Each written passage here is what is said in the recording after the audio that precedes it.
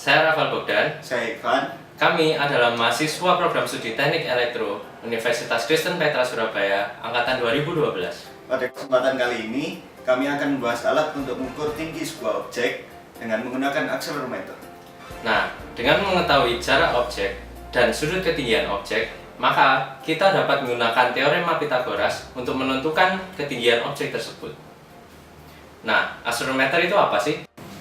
Akselerometer adalah sensor pengukur percepatan. Namun pada dasarnya, akselerometer tidak mengukur koordinat akselerasi, melainkan mengukur besar gaya yang dialami oleh massa uji.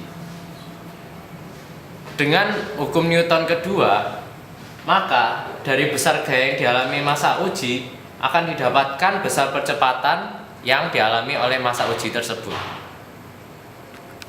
Nah, apa saja yang diperlukan untuk membuat alat ini? Sebuah sensor akselerometer. Kali ini kami menggunakan modul MPU 6050. Sebuah Arduino untuk memproses data yang terbaca oleh akselerometer. Sebuah LCD 16x2 untuk menampilkan hasil pengukuran. 4 buah tombol untuk memasukkan nilai jarak. Sebuah laser pointer untuk menunjukkan titik yang ingin diukur. Dan sebuah potensiometer 10 kilo untuk mengatur brightness dari LCD. Berikut adalah wiring diagram dari alat yang kami buat.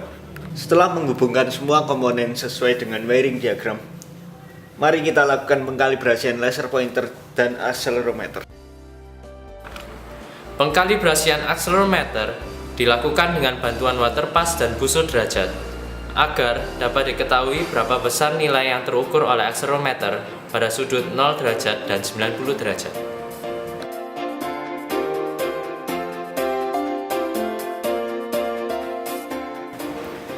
Setelah mendapatkan kedua nilai tersebut, kita dapat menentukan persamaan untuk membuat kedua nilai itu menjadi 0 dan 90. Laser pointer harus dapat mengarahkan titik dengan ketinggian yang tetap, berapapun jaraknya.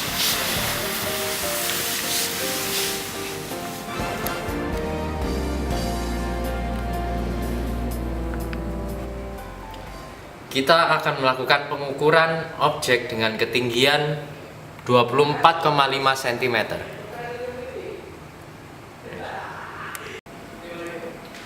Pertama-tama kita masukkan dulu nilai jarak antara sudut putar akselerometer dengan objek yang diukur.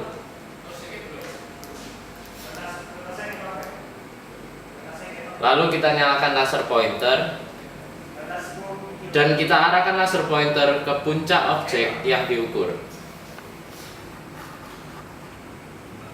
Maka pada LCD akan didapatkan hasil pengukuran.